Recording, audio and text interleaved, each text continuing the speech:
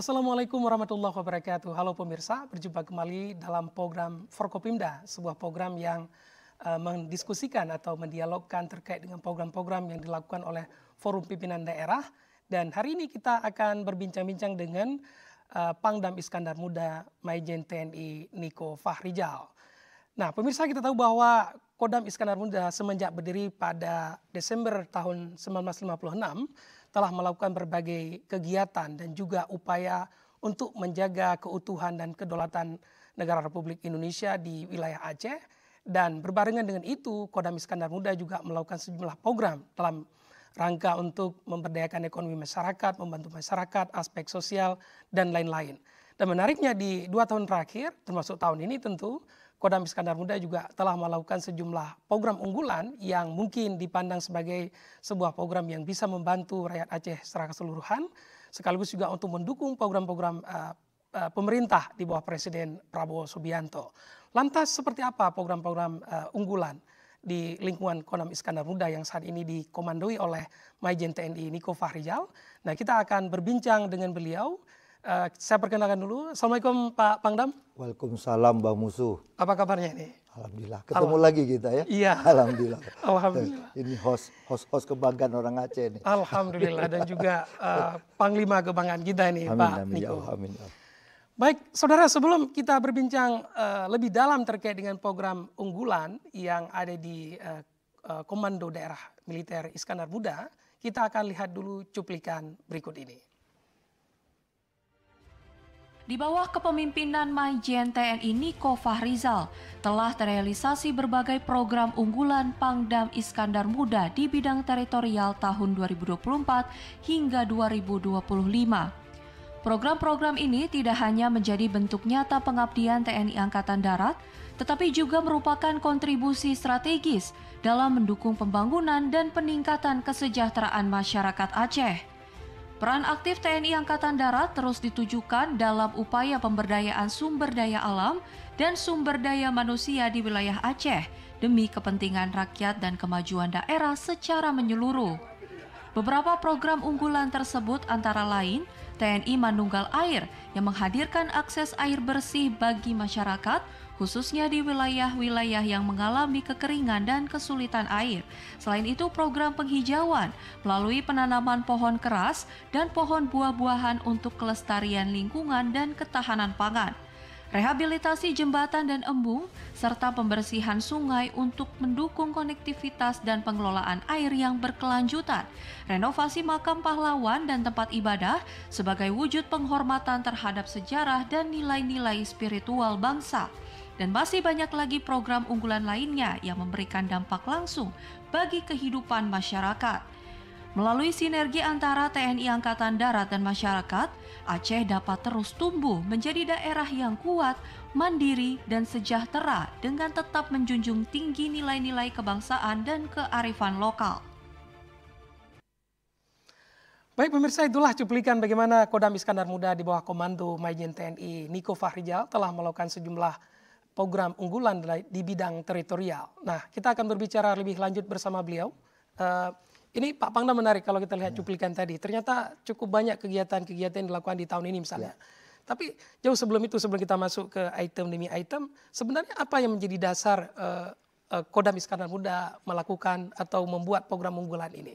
Apakah untuk memastikan bahwa Kodam Iskandar Muda memang hadir untuk memberikan kontribusi bagi masyarakat Aceh? Ya. Ini pertanyaan menarik nih para pemirsa di rumah. Terima kasih Bang Musuh sudah mengawali pertanyaan dengan ini. Karena suatu kodam itu, kita di seluruh Indonesia ada 15 kodam Bang Musuh. 15 kodam. Di Sumatera sendiri ada 3 kodam. Aceh, Sumut, dan Sumsel. Jadi kodam ini dibentuk dengan fungsi utamanya. Ada fungsi utama, fungsi organik. Fungsi utama itu adalah 2 kodam itu. Yang pertama tentang pertempuran untuk menghadapi serangan dari luar. Terus yang kedua adalah fungsi teritorial. Teritorial ini bagaimana penggagas kita, sesepuh-sepuh kita, dan dilanjutkan sampai dengan sekarang oleh pemerintah, bagaimana keberadaan Kodam itu berdampak positif dan nyata bekerja untuk rakyat. Ingat, tentara itu berasal dari rakyat, bekerja untuk rakyat, dan tentu pensiun nanti kembali kepada rakyat. Nah, jadi tentu kami tidak boleh sia-siakan yang amanah diberikan kepada kami. Maka di Iskandar Muda ini kita punya untuk menggerakkan teritorial itu ada 2 korem. Korem 11 Lawangsa yang di Losmawe, kemudian Korem 12 Tekumar yang di Melabuh.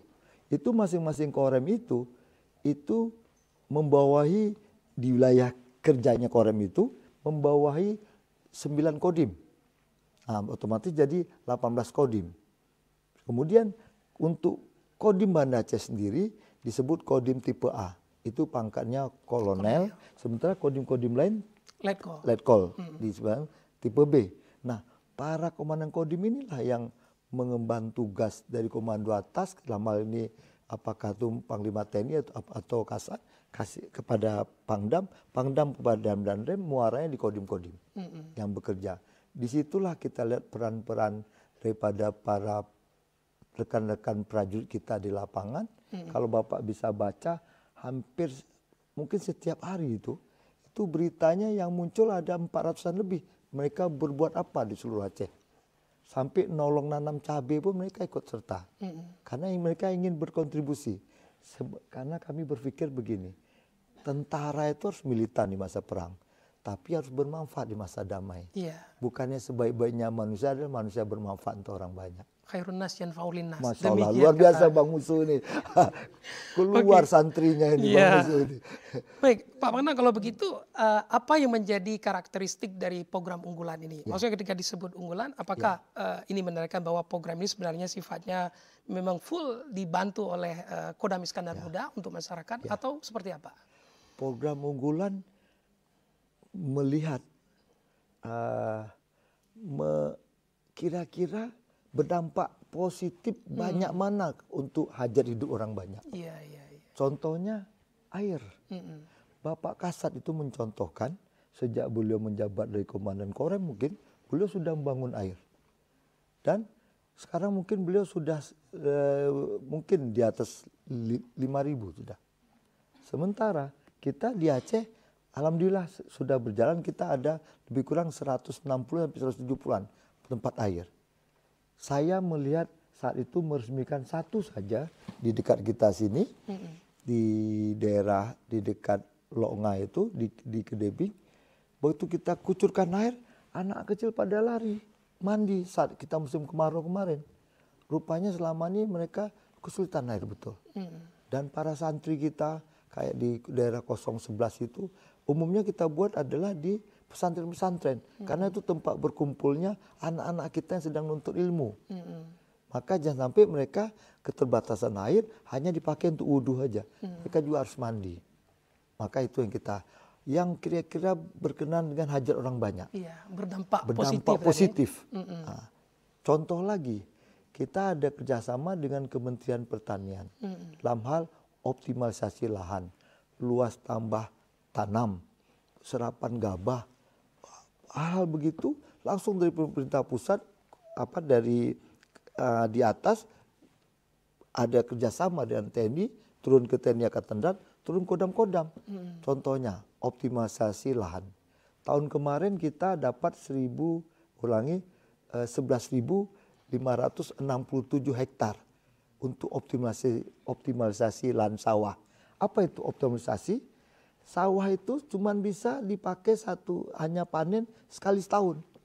Nah, bagaimana sawah itu bisa panen minimal 2 kali setahun? Apa permasalahan? Air. Berarti apakah dibikin saluran tersumbat kita rapikan, ataukah kita pakai pompanisasi? Sawah di atas, ada sungai di bawah. Kenapa air ini nggak kita naikkan ke atas? Atau pakai pipanisasi, ada sumber air di atas, kita tarikkan pipa ke bawah. Nah, tahun kemarin alhamdulillah seperti kita ketahui, saya hafal sekali karena saya sampling waktu saya baru serah terima, langsung saya ke Aceh Utara. Aceh Utara tuh ada 9 kecamatan, 8 kecamatan Aceh Utara, 1 kecamatan Belang Mangat di Kota Losmawe. Mereka cuma sekali. Terus waktu itu program sana ada 2.000. Saya pikir Aceh perlu sekali optimalisasi lahan. Kita nggak usah cetak lahan baru, tapi lahan yang Sudah tidak efektif, tidak maksimal produksinya, itu yang kita tingkatkan. Oke. Seperti itu, Pak. Artinya menarik. Ini salah satu contoh yang Contoh. tadi disebut sejumlah program unggulan dalam Betul. konteks penguatan teritorial ya.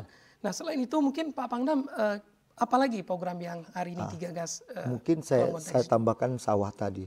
Kalau para petani kita, pahlawan-pahlawan pangan ini, kalau beliau tuh hanya bekerja 6 bulan lagi mau kemana? Iya. Nah, program-program unggulan lain adalah tak kalah bersinergi dengan kepala-kepala daerah. Beliau tuh punya program namanya TMMD. Di kami TMMD, beliau menganggarkan. Apa keuntungannya? Tentu yang tadi yang kita kesulitan umpamanya menyambungkan dua wilayah atau 2 kampung dan sebagainya. Itu tidak. Nah, kamilah yang bekerja. Dari mana biayanya? Biaya untuk beli bahan dan sebagainya dari pemerintah daerah. Tapi biaya makan kami dan sebagainya itu dari Mabesat turunnya. Dari Mabes Angkatan Darat untuk makan kami yang bekerja dan mereka tidak pulang-pulang. Selama program 1 bulan itu. Jadi setiap tahun itu kami melaksanakan TMMD. Itu kalau di Aceh itu ada di 4 triwulan. Setiap triwulan itu ada di 3 titik. Berarti 3 kabupaten yang kita garap. Otomatis apa maksud pada itu?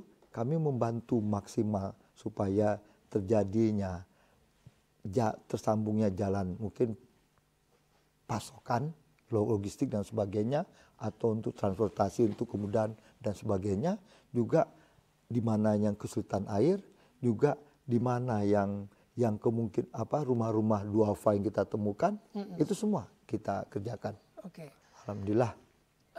Dan sejauh ini saya tidak tahu persis apakah misalnya program ini sudah mulai semenjak tahun lalu atau mulai tahun ini nih Pak Pangdam. Maksud saya ingin memperdalam apakah masyarakat kita sebenarnya sudah mulai merasakan tidak dampak dari program unggulan yang dilakukan oleh Kodam sekarang sudah di bawah Pak Niko ini. Ya, kalau program ini sebenarnya sudah dari sesepuh kita. Oke. Buktinya kalau kita di Banda Aceh, di Batoh itu ada nama jalan AMD. Iya, iya. Itu adalah ABRI masuk desa. Oke, saya baru tahu sebenarnya. Nah, sampai sekarang jalannya masih jalan AMD. Jalan AMD. Nah, dulu kita tahu zaman saya kecil ya, itu emang daerah kebun-kebun. Iya. Nah, tapi supaya rantai pasok itu dipermudah. Nah, kemudian sekarang berubah namanya jadi TMMD, Tentara Manunggal Membangun Desa. Muara daripada semuanya kegiatan tentara dalam menyiapkan kalau kita diserang dari luar adalah bagaimana penguatan wilayah pertahanan, kedekatan antara TNI dengan rakyat, kemengertian rakyat bahwa mesti menyiapkan wilayah masing-masing harus punya ketahanan pangan, kan begitu. Tentara mengajak kerjasama dan sama-sama bekerja. Kadang-kadang kerjasama belum tentu sama-sama bekerja, kan begitu. Nah, kalau TNI kerjasama tapi sama-sama bekerja. Ya, nah, ini yang positif, nilai plusnya lagi. Nilai plusnya. Oke. Gitu. Nah, kalau itu untuk cakupan wilayah ini Pak Pangdam, apakah program-program ini saya juga membaca misalnya ada tadi manunggal air, kemudian ada penghijauan ya, kemudian ada rehabilitasi jembatan, embung dan juga pembersihan sungai, renovasi rumah tidak layak huni dan juga MCK. Nah, apakah program-program ini memang dilakukan di seluruh wilayah Aceh atau ada semacam skala prioritas misalnya di daerah tertentu yang dianggap lebih punya persoalan dalam konteks jembatan banyak yang rusak? Barangkali TNI akan fokus itu. Betul. Jadi saya jelaskan sedikit tentang jembatan. Waktu kita melaksanakan optimalisasi lahan sawah ini, saya dengan eselon 1 dari Kementan sedang mengecek. Ketemu jembatan, mungkin jembatan, istilahnya jembatan ini pertanian. Panjangnya 5 meter, ada 10 meter sampai 20 meter. Tapi tinggal rangka, kayunya sudah tidak ada. Nah, saya berpikir ini kan cukup berat kalau dipermanenkan. Kemudian kita butuh segera agar bapak-bapak pahlawan pangan kita nih, para petani ini, dan ibu-ibu yang pahlawan rumah tangga ini tidak mutar jauh. Saya langsung perintahkan Danrem untuk mengecek wilayahnya. Wilayahnya kan seluruh Aceh. ada berapa jembatan yang seperti ini? Dapatlah 52 jembatan saat itu. Langsung saya perintahkan, ajak masyarakat, kita kembalikan seperti Aceh tempo dulu, bergotong royong. Gotong royong, cari pohon-pohon kayu yang ada di kampung-kampung, yang sudah tua, yang diikhlaskan untuk jadi jembatan. Dipotong sama-sama dengan rakyat, dibelah, terus jembatan itu mulai susun lagi. Alhamdulillah sekarang sudah dipakai semuanya. Itu tahun kemarin kita bisa dapat 52 jembatan. Dan itu secara umum sudah terselesaikan, Pak Pangdam. Ada yang dalam proses memang ya beberapa. Untuk tahun yang 52 sudah selesai semua. Sudah selesai semuanya. Baik, menarik. Pemirsa tentu menyimak dan mendengarkan bagaimana Pangdam Iskandar Muda menyampaikan tentang program unggulan yang dilakukan di Aceh terkait dengan peran dan kontribusi Kodam Iskandar Muda. Tentu banyak hal lagi. Tadi kita sudah dengar sekilas dan tentu kita akan mendengarkan berikutnya sebenarnya bagaimana respon atau peran serta masyarakat di dalam mendukung program-program unggulan Kodam Iskandar Muda ini. Ikuti terus dialog Forkopimda setelah yang berikut ini.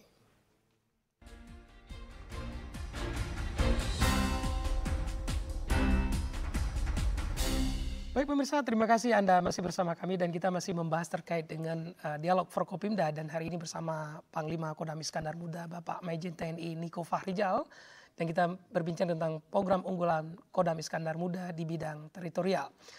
Nah menarik Pak, tadi Kodam Iskandar Muda di bawah komando Pak Niko telah melakukan berbagai program di seluruh Aceh sebenarnya. Nah kalau kita lihat respon masyarakat sendiri ini gimana kehadiran teman-teman Kodam Iskandar Muda di sana? Ya, karena ini langsung berdampak terhadap hajat hidup orang banyak. Alhamdulillah responnya luar biasa. Kenapa saya bilang luar biasa? Kita lihat komen-komen di medsos, kita lihat komunikasi, ucapan terima kasih kepada kita, walaupun mungkin tidak terpublish luar biasa. Tapi kami merasakan itu dan kami merasa puas. Kenapa? Hidup kami jadi berarti, hidup kami berbuat untuk masyarakat kami, kan begitu. Jadi betul-betul di masa damai bermanfaat. Contohnya lagi, saat saya jalan-jalan ke ada namanya Pantai Lok Tengah, kita lewat Olele belok kiri yang masuk kanan ke arah Ujung Pancu. Ujung Pancu. Di situ saya ajak teman-teman saya yang para pejabat utama Kodam melihat, saya perkenalkan tradisi kita, kearifan lokal kita, lokal wisdom kita, pukat darat, tarik pukat, kan begitu. Begitu kita tunggu mereka bagaimana pukat itu satu ujung di sini, ditarik pakai boot, tarik ujung ke sana. Kemudian dengan kegiatan bersamaan yang sangat seni dan luar biasa heroik untuk seorang bapak mencari nafkah. Jadi kita menunggu sampai mungkin 2 jam. Tapi kemudian begitu kita lihat hasilnya sangat mengecewakan. Kita saja kecewa. Apalagi beliau-beliau itu pahlawan keluarga itu. Terus saya tercenung Pak. Kalau begini para nelayan saya, bagaimana mereka hidup? Apalagi nenek saya pun asal dari Lamteh, Pak. Okay. Itu kampung nenek saya, Ujung Pancu. Jadi saya melihat, aduh, sedih. Akhirnya saya tanya dengan Panglima Laut. Emang kearifan lokal kita ada Panglima Laut, ada di darat ada Kejurun Belang, ada Kejurun Gle, ada Panglima Utun, kan gitu. Nah, jadi saya tanya sama beliau, Panglima Laut, Puyang Jul Lebantu. Langsung beliau lihat saya dengan badan tinggi besar begitu, beliau pegang saya. Terima kasih Bapak Panglima. Kami mohon bantuannya untuk dibikinkan rumpon. Saya berpikir rumpon kan tidak punya pengalaman itu. Coba gambarkan seperti apa rumpon yang mau dibuat. Saya panggil, kita punya ada kepala badan konstruksi namanya Kazidam. Coba dengar ya dengan asisten logistik kayak apa. Ternyata mereka tuh memotong drum jadi 2, drum itu kemudian jadi mal untuk cetak beton. Jadi itu ada 4 begini, terus dirakit dengan ban-ban bekas. Akhirnya kita bikinkan berapa titik, terus sama-sama para nelayan tuh kita drop di titik-titik laut. Karena ternyata terumbu kita mungkin saat tsunami mungkin Sudah rusak. rusak. Dengan tidak ada terumbu berarti nggak ada rumah ikan. Iya. Nggak ada rumah ikan berarti ikan mainnya jauh. Sementara ini jaraknya mungkin hanya 1 kiloan mungkin. Jadi kita ikut bantu titikkan. Kemarin divideokan hasil mereka sudah alhamdulillah. Rasanya timbul kepuasan sangat luar biasa. Bisa membantu rakyat kita. Jadi saya bisa melihat muka-muka sudah Happy lah. happy, ceria. Artinya kehadiran Kodam Iskandar Muda dengan program-program tadi hari ini memang mulai dirasakan oleh masyarakat terkait dengan program-program mulai ini. Alhamdulillah. Alhamdulillah. Baik, Pak Pangdam, saya juga membaca beberapa informasi atau berita terkait bahwa Kodam Iskandar Muda di bawah komando Bapak Majen TNI Niko Fahrizal ikut terlibat juga dalam konteks meningkatkan pendidikan bagi masyarakat. Saya lihat dengar kemarin kalau nggak salah ada pembangunan sekolah SMA atau bagaimana, dan kontribusi-kontribusi lain sebenarnya yang dilakukan oleh Kodam Iskandar Muda ini. Bisa diceritakan lebih lengkap bagaimana sebenarnya ini Pak Panglima? Setiap Kodam itu punya yayasan yang menaungi sekolah-sekolah Kodam. Nah, kita namanya Yayasan Kartika Jaya, dikelola oleh ibu-ibu. Jadi yayasan ini betul-betul kehidupan sosial. Mereka bekerja tanpa gaji untuk ibu-ibunya, dan kami bahkan, mohon maaf, mensubsidi. Nah, kita di seluruh Aceh ini ada 52 sekolah Kartika, Persit Kartika itu. 1 SMA di Banda Aceh, ada 1 SMP di Banda Aceh, dua-duanya di Nesu, dan ada 2 SD di Banda Aceh, tambah 1 TK di Banda Aceh dan di beberapa satuan-satuan seluruh Aceh. Dan ada PAUD banyak, jumlah total 52. TK kita yang dibilang Padang mungkin karena letak, permainan banyak, guru-guru juga mungkin dipandang mumpuni, sehingga animo tinggi. Sampai kita stop untuk tidak terima lagi. Maaf, tapi SD, SMP, SMA, alhamdulillah. Muridnya cuma 2, cuma 3. Karena itu adalah sekolah berbayar. Iya. Karena swasta. Iya, betul. Nah, saya berpikir, akhirnya mengajak para komandan seluruh Aceh, ayo kita patungan hidupkan sekolah ini dengan cara apa? Mengambil anak-anak yatim sekitar Banda Aceh.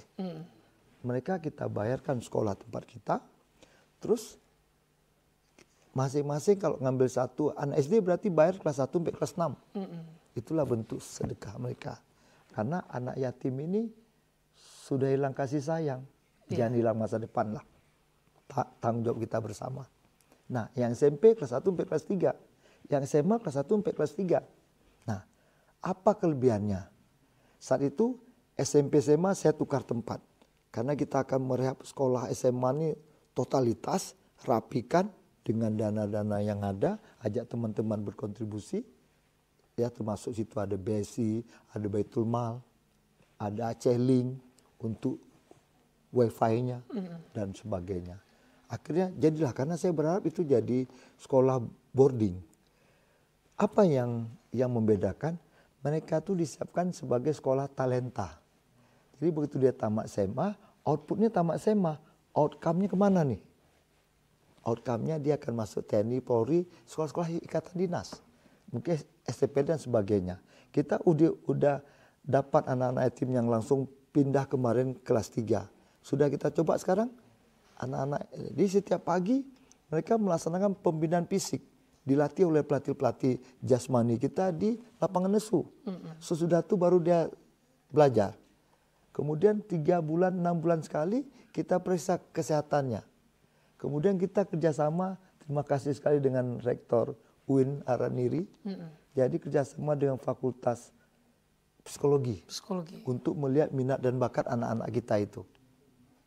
Dan alhamdulillah dengan adanya itu anak-anak kita tertampunglah di lulusan sekarang ini ke masuk TNI. Nah, artinya bahwa alhamdulillah bahwa Kodam Iskandar Muda telah berkiprah banyak. Khususnya mungkin tadi kalau kita kembali ke pertanyaan terakhir dalam sektor pendidikan. Ikut juga membantu masyarakat yang mungkin tidak ada biaya untuk bersekolah di bawah Yayasan Kartika. Kodam Iskandar Muda melakukan sebuah terobosan itu. Nah, tentu ini menarik.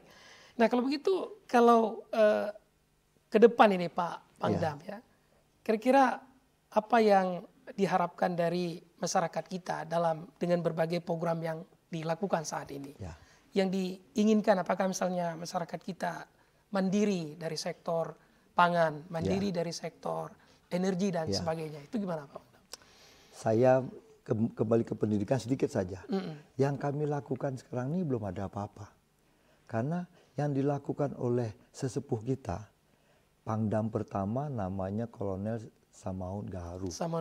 Beliau tuh bersama-sama dengan gubernur saat itu, kalau nggak salah Pak Ali Asmi, Kodam berdiri tahun 1956, tepatnya tanggal 22 Desember.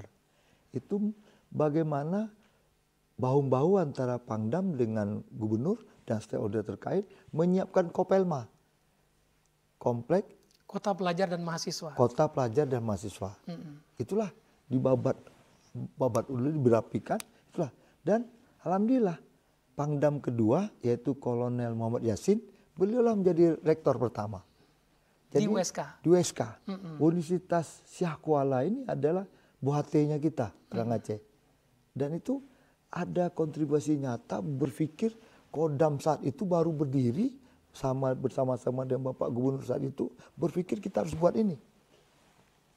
Dan itu terjadi di tahun 60-an. Mulai dirintis mulai tahun 58 sampai dengan tahun 60, kalau nggak salah saya berdiri tahun 61. Begitu Pak. Oke. Ini artinya bahwa menurut Pak Panglima, kalau kita baca sejarah tadi, pesan pentingnya adalah perlunya kolaborasi dan kerjasama, baik itu aparatur negara, TNI, Polri, dengan masyarakatnya. Apakah begitu Pak? Iya. Saya alhamdulillah ini sudah pindah ke 23 kali, mutar-mutar seluruh Indonesia. Di mana saya berada, saya lihat tupoksi kita itu bisa maksimal tak kala kita bekerja sama. Jadi tidak ada seseorang yang merasa dia lebih tangguh dari orang lain. Tentara bukan tangguh, tapi terlatih untuk di bidangnya. Tapi kemudian bagaimana berkolaborasi, bagaimana memikirkan keberadaan kami ini rakyat jadi sejahtera. Keberadaan kami karena muara di semuanya ada kesejahteraan. Bagaimana kita memikirkan hajat hidup orang banyak. Kami punya sekian belas ribu. Apa kontribusi nyata kami buat rakyat kami di seluruh Indonesia. Kebetulan saya sekarang alhamdulillah sekarang jadi Pangdam. Yang istilahnya kalau kita bilang kadarullah itu untuk hal yang negatif lah. Kalau yang positif, alhamdulillah. Saya pulang kampung. Tempat kota saya dilahirkan dan dibesarkan. Nah, kesempatan saya berbuat banyak. Saya ajak teman-teman bagaimana kita bekerja itu ada nilai ibadahnya. Bagaimana? Membantu rakyat. Tak kala rakyat terbantu, sejahteralah hidupnya. Tak kala sejahtera, maka Indonesia ini akan maju dengan pesat.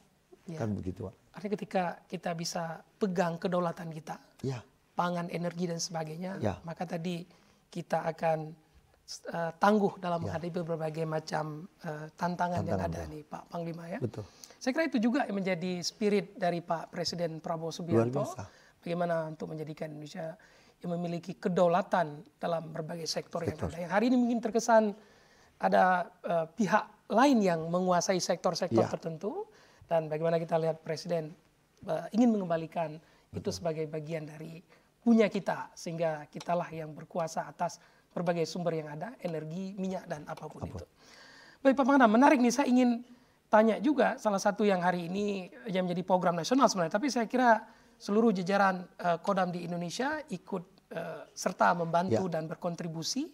Ini terkait dengan program makan siang gratis makan bergizi gratis. Ya. Bagaimana Kodam Iskandar Muda hari ini menindaklanjuti program itu dan juga sekaligus mungkin menjadi program yang unggulan di Kodam Iskandar Muda.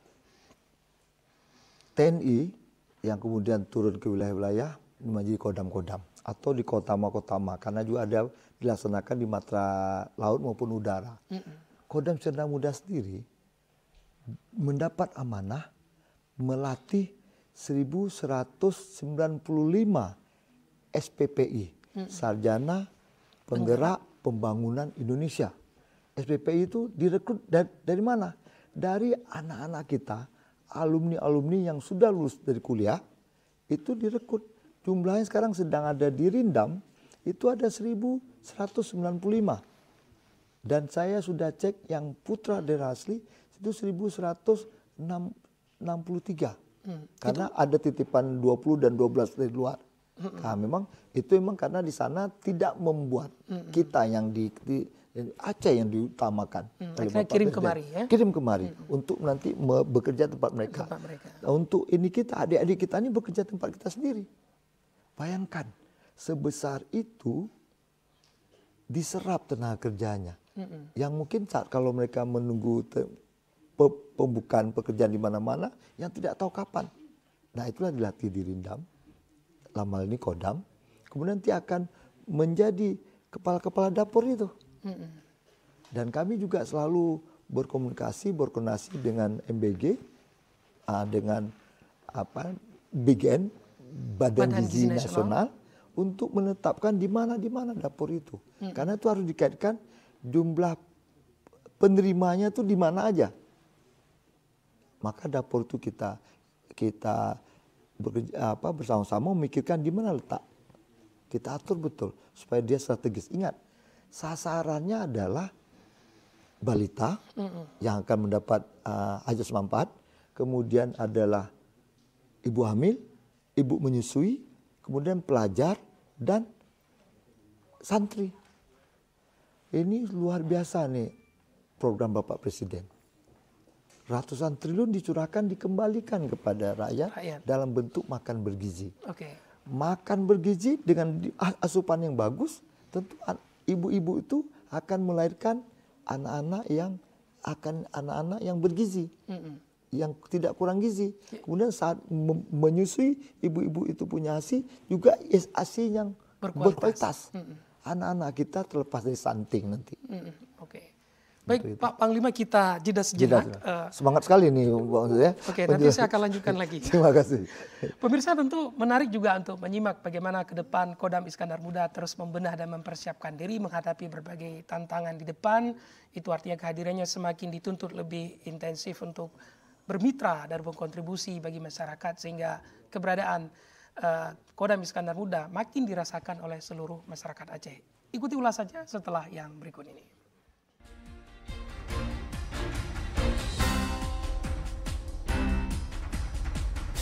Baik, terima kasih pemirsa, Anda masih bersama kami dan kita masih membahas terkait dengan program unggulan Pangdam Iskandar Muda dalam konteks atau dalam bidang teritorial. Tapi saya ingin bertanya satu lagi nih dalam konteks pembangunan rumah ibadah. Tapi sebelum itu kelihatan tadi terpotong ini Pak Panglima. Ini dalam konteks MBG. Saat ini sebenarnya ada berapa dapur yang memang harus disiapkan oleh Kodam Iskandar Muda untuk mempersiapkan MBG ini? Jadi sementara yang saya sudah dapat laporan langsung dari asisten teritorial ini yang selalu mendampingi dari BGN maupun berkolaborasi dengan pemerintah daerah, itu jumlah dapur ada 182 seluruh Aceh. Seluruh Aceh. Sedangkan yang sudah operasional 50 dapur. Yang 131 itu masih berproses pembangunannya. Jadi sehingga yang sudah menerima manfaat anak-anak kita, anak sekolah ini, itu sejumlah 8.346 anak. Kan luar biasa, ada 8.000 anak yang makan siangnya disiapkan oleh negara. Itu artinya yang sedang menerima dan yang akan menerima kurang lebih 8.000 sekian. 8.000 itu sudah menerima. Berarti nanti kalau nanti operasional semuanya 182 dapur, berarti ya berapa banyak lagi? Mungkin seluruh anak sekolah kita. Artinya Kodam Iskandar Muda ini juga perlu terlibat lebih intensif lagi untuk mempersiapkan. Karena tadi memang kita ketahui ini juga menyangkut dengan dana. Karena ini kan sumbernya dari pemerintah pusat.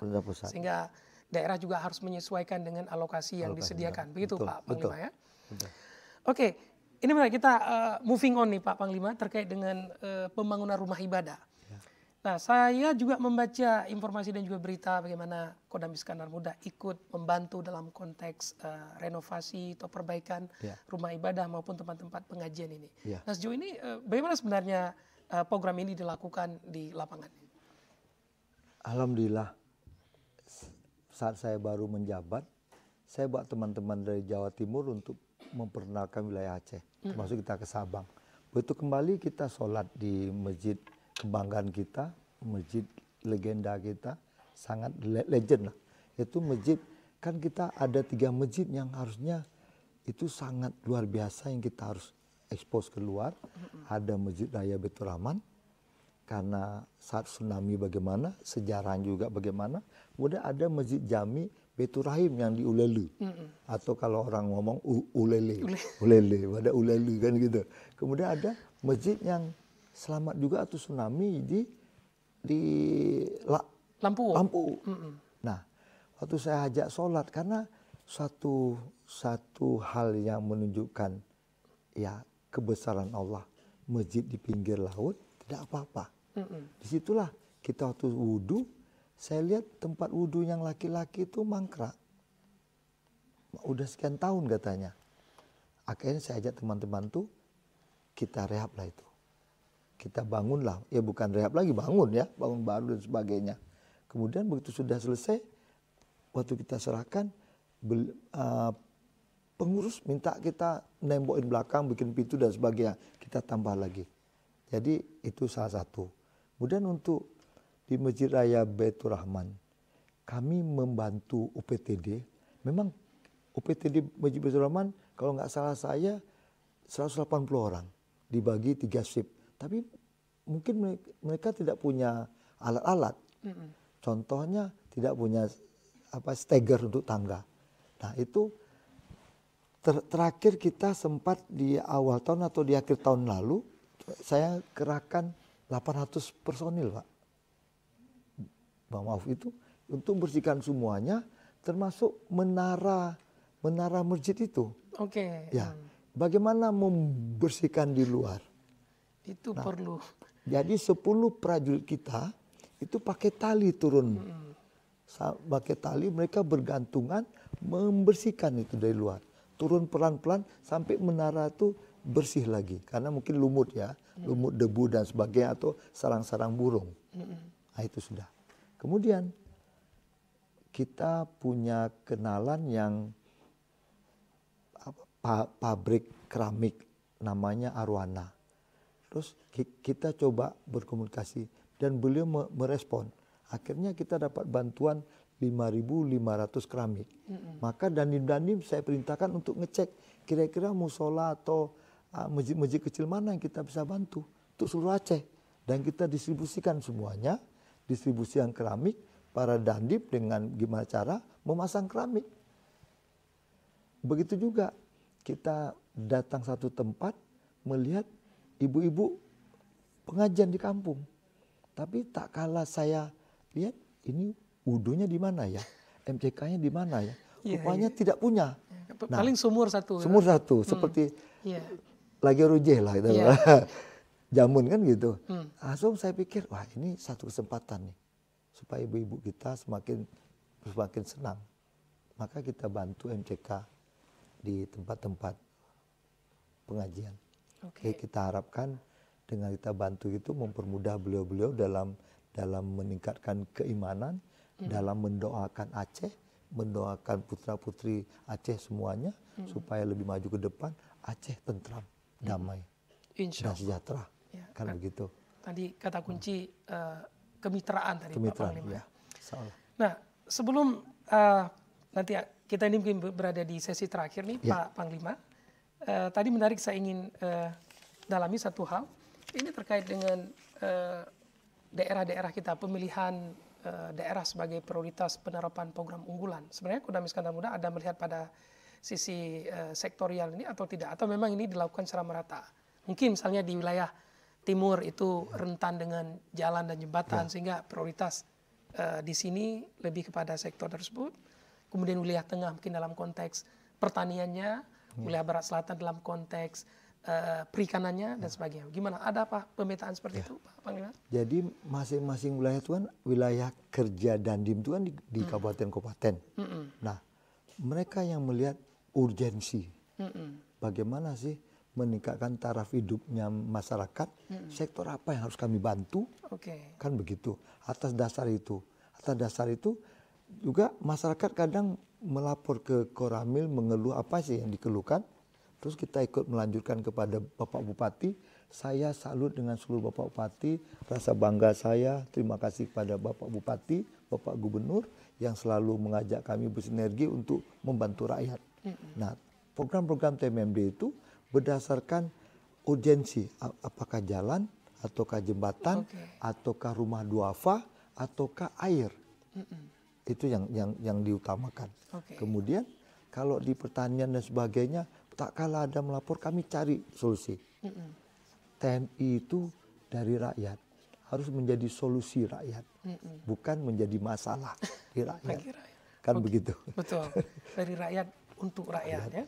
Oke, Pak Panglima menutup, kalau begitu bagaimana harapan dan arahan Pak Panglima kepada seluruh masyarakat atau para stakeholders untuk terus mendukung, karena ujung-ujungnya seperti kita sebut tadi, bagaimana rakyat itu bisa sejahtera dari sisi ekonomi dan lain-lainnya.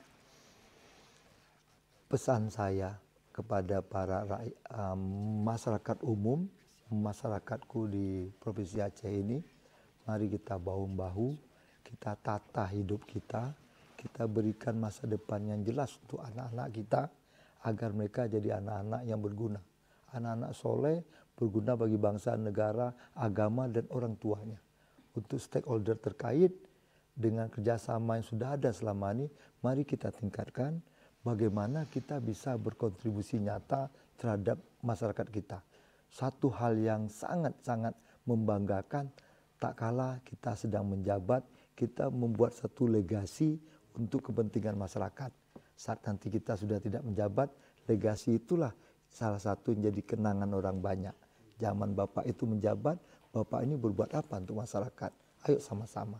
Kami membuka diri untuk mari bekerja sama dan sama-sama bekerja untuk membantu rakyat. Tidak ada kata semua muara daripada apa yang kita perbuat adalah untuk rakyat kita. Hanya satu kata, untuk rakyat kita. Mari kita sejahterakan rakyat, mari kita bantu rakyat kita, karena itu menjadikan suatu kepuasan hati yang luar biasa kalau kita bisa membantu rakyat kita. Demikian. Baik, Pak Panglima, kita harus akhiri dialog ini karena waktu sudah terbatas. Kayak cepat sekali enggak? Tapi saya udah berkali-kali di calling sama. Di calling ya, waduh luar biasa. Senang sekali bisa bicara begini. Terima kasih Pak Panglima atas waktunya di saya terima kasih diundang ini. Alhamdulillah. Mungkin kita akan buat dialog berikutnya lagi terima juga. Kasih. Karena saya harus berbicara apa yang sudah dilakukan. Biar masyarakat tahu bahwa kami selalu membuka diri. Baik. Terima kasih sekali Pak Panglima. Terima kasih Bang. Baik pemirsa, inilah bagian akhir dari kita bahwa TNI ataupun katakanlah Kodam Iskandar Muda di sini tidak hanya hadir ketika suasana perang, tapi kehadiran mereka juga dibutuhkan dalam suasana damai dengan berbagai macam kegiatan seperti yang tadi disebut. Kodam Iskandar Muda yang kita tahu telah hadir semenjak tahun 1956, telah berkontribusi banyak hal. Untuk itu alhamdulillah kita telah memasuki masa damai, dan Kodam Iskandar Muda di bawah komando Bapak Majen TNI Niko Fahrijal juga terus berbuat atau berkontribusi untuk terus mendukung dan menciptakan perdamaian yang berkelanjutan di Aceh, sekaligus juga dalam rangka untuk meningkatkan kesejahteraan ekonomi masyarakat Aceh melalui program-program yang tadi sudah kita bicarakan. Terus maju dan bergerak Kodam Iskandar Muda, semoga dapat terus berkontribusi untuk masyarakat. Sampai ketemu dalam dialog Forkopimda berikutnya. Wabillahi taufiq wal hidayah. Assalamualaikum warahmatullahi wabarakatuh. Waalaikumsalam warahmatullahi wabarakatuh. Pak Panglima, terima kasih. Terima kasih.